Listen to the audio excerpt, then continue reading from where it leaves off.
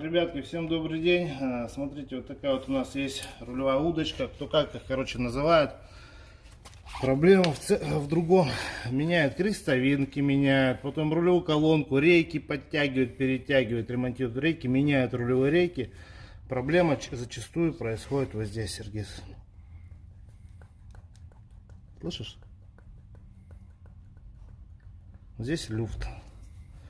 Два варианта решения проблемы. Либо менять ее целиком, либо делать пропил болгаркой и ставить два хомута металлических. И их насадить на фиксатор резьбы.